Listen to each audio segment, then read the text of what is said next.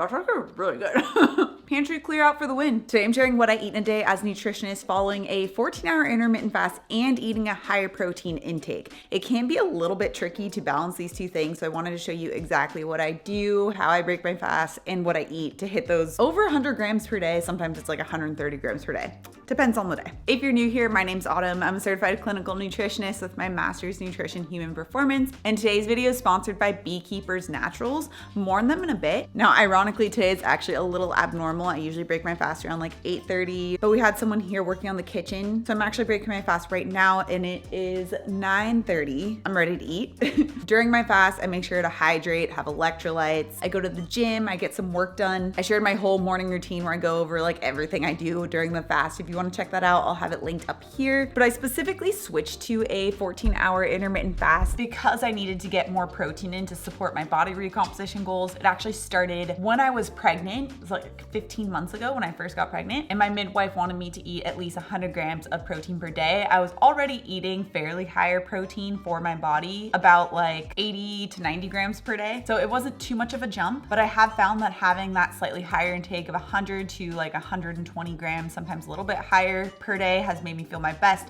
I've been able to see the results I'm looking for at the gym. I'm able to not be hungry. I'm able to stay satisfied, not have sugar cravings. It's been great. But the tricky part is it can be hard to balance out eating enough protein with intermittent fasting because protein makes you not very hungry. So if you have such a short eating window that doesn't allow for some rest between meals, then it's very hard to fit in all the nutrients the body needs. So that is why I switched over to a 14-hour intermittent fast instead of a 16-hour, which is what I used for years. And I found I'm able to get the benefits of intermittent fasting, the gut health benefits, all of that, while still also being able to fit in all the protein and food that my body needs now. So I'm ready to eat. I'm going to make a smoothie because smoothies are just such an easy way to fit in all the nutrients you need in like one meal without cooking. I'm going to start off with a base of just unsweetened vanilla almond milk. That looks about right. So first things first, when it comes to making sure you're eating enough protein, you always need to center your meals around whatever the protein is. Like it can't be an afterthought or you're not going to get all the protein you need. So what I do for my smoothie is I balance out two different proteins. I use my zero sugar protein powder to get 20 grams of complete protein and also the amazing flavor. So good. Like developed it completely to taste amazing in meals. That makes it really easy to sneak in protein and love your food. And then I also put in some skyr. Skyr is kind of like Greek yogurt, but it's a little bit higher in protein, so it makes it even easier to hit your protein needs. Okay, so I'm gonna do 2 scoops of my zero sugar protein powder. Smells so good. And then I'm gonna add in we'll do like 3/4 cup on this because that looks like what I actually have about left. And that's going to give me an additional 18 grams of complete protein. So totaling just from the protein component about 38 grams. Now that I have my protein sorted, I'm going to add in some high quality fats to help keep me satisfied, help provide fat soluble vitamins, help provide some fiber. I always keep like a stock of different nut butters, nut seeds to add in. Today I'm going to be adding in some hemp seeds. And then I've just been loving almond butter lately. I'll go back and forth between like almond butter and peanut butter, which technically you'll see they do have some protein on here. Like you can see it says 6 grams for 2 tablespoons. The protein that's in almond butter is not a very high quality protein. So that's why I like to focus on the high quality, high diaz proteins first, like from the protein powder and from the skyr, to make sure I'm giving my body what it needs for recovery and body recomposition. That's about like 2 tablespoons-ish. So now I'm gonna add a fruit. I have some pineapple that was fresh that I just froze, and that kind of sounds nice. So I'm gonna add that in.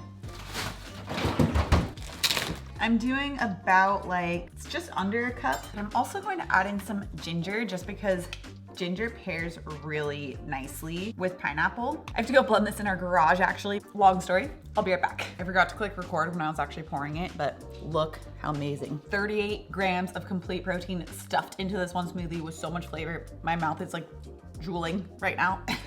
And then I'm gonna top it with some bee pollen. So because this has so many nutrients packed into this one smoothie, this is a complete meal in itself. So I'm gonna finish this up, continue working, and then hopefully actually have time to take a shower. If you're new to my channel, I'm a new mom, so like shower situation is always difficult. But before I do that, another thing I've been having lately, unrelated to protein, but really helpful for my overall immune health, has been Beekeepers Naturals. I've been using their Propolis plus vitamin C liposomal packs for like all winter long actually, especially because everyone has been sick around me. I just don't have the time. to get sick. So I've been making sure to support my immune system with these. Love these. So the Beekeeper's Naturals not only includes liposomal vitamin C, which is a more absorbable form of vitamin C, but it also includes propolis. And propolis is used in beehives and has over 300 beneficial compounds like vitamin B, C, and D, as well as zinc and antioxidants. We can use those nutrients in our body to help support our immune system and help combat free radical damage in the body. And the liposomal delivery system helps to make sure that we're actually able to absorb the vitamin C so much better. So you can see they come in these packets, and each packet contains 100 milligrams of propolis and 1,000 milligrams of vitamin C. I use it for immune support, especially this time of year, especially after hard workouts, or just when I'm traveling or when my body feels like it's under a bit more stress. Beekeeper's Naturals products are made with clean ingredients and are third-party tested to ensure that they're pesticide-free, which is better for us and the bees that we use the propolis from. I got mine from Whole Foods in the supplement aisle, so you can grab yours there as well. Or you can check out more information on Beekeeper's Naturals with the link down description below. But I'm gonna take this right now, and it just kind of tastes good. Okay, I'm gonna go finish this. It's lunchtime, it's about like 1 o'clock right now. I have showered, that's nice. And I just got back from a walk, so now I'm having like a really fast and easy lunch. I have these leftover salmon cakes that I made for dinner a couple nights ago. So I'm gonna have like probably 3 of these, and I'm pretty sure it's gonna be about like 45 grams of protein. For lunch, I love having like either pre-cooked proteins or really fast and easy to cook proteins like eggs. Another option I'll have is like canned tuna. Really fast and easy. You literally just like open the can. It's great. Okay, so I have some green and purple cabbage and some onions. And it's that time of year when the sun is just like glaring. Growing up, I did not have a microwave, so I'm not used to using microwaves. So I've always just been used to just heating up on the stovetop. So I'm just going to put these straight into a pan. Inside, it's just almond flour, eggs, various seasonings, onions, and then of course salmon. We pretty much always have cabbage at our house because it takes a lot longer to go bad than regular lettuce. So you can pretty much always just whip up a fast and easy salad or coleslaw with it. This is like my fastest, easiest, laziest version of a salad because it's literally just onions and cabbage. And then I'm just going to add on some type of like quick homemade dressing. Again, I'm going to keep it really simple for the salad dressing. I'm just going to do a little bit of rice vinegar and a little bit of toasted sesame oil. Sesame oil gives it a really yummy flavor without having to add like too many different ingredients. And same thing with the rice vinegar. I feel like this type of vinegar just goes really well with sesame oil. Just smells so good. And it's so basic. For some healthy fats, I'm going to put some sunflower seeds on top. I love sunflower seeds on salads. Normally, I'd also like to put like avocado on here as well for another source of fat, but I don't have any avocado right now, so I just put on like a lot of sunflower seeds. Let's give this a try. Perfect. I usually don't like salmon. Making them into salmon cakes is a great way to hide the flavor of salmon. So if you don't like salmon, make salmon cakes. Lunch, go back to work, hang out with Seiji, and then dinner. Okay, so it's 5 o'clock, so I'm just starting to make dinner right now. I'm making something that I haven't made before. I'm testing it out because I feel like having nachos, but I'm going to test out making it with cauliflower instead. So the cauliflower is to replace chips, and cauliflower is super versatile. So I have some cumin that I'm going to add on, some cayenne, and you could leave this out if you don't really like spice. Paprika. And then we're going to end with some garlic and oregano. And I'm going to top it with some salt and olive oil and then just throw it in the oven. Olive oil. I'm going to give it a toss. Keep in mind, I've not made this before, so it could be a total fail. We'll see. So I'm gonna roast it probably for like 25 minutes at 425 just to get it like a little crispy, and then we're gonna put the toppings on top.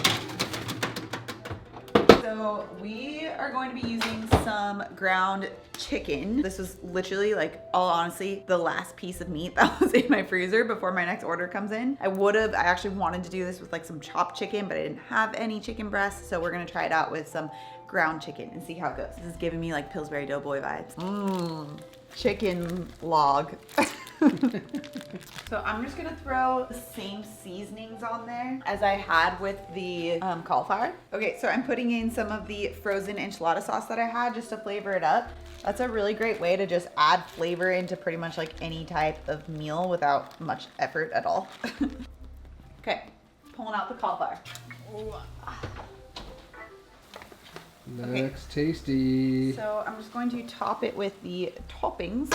So we're gonna top it with the chicken, just kind of like spreading it evenly around. but definitely making sure to use a slotted spoon because otherwise it'll make this whole thing really soggy. Now for the rest of the toppings, I have some frozen corn. I like to use the fire roasted corn.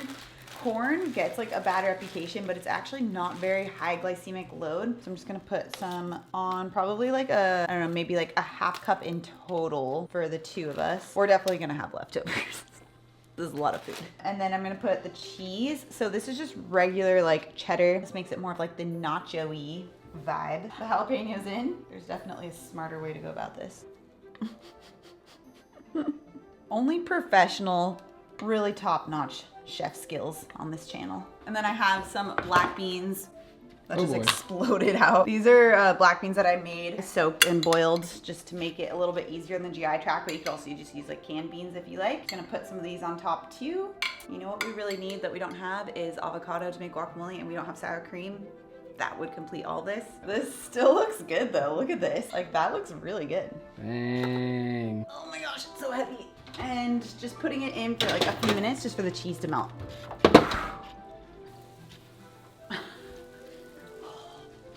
Oh my goodness.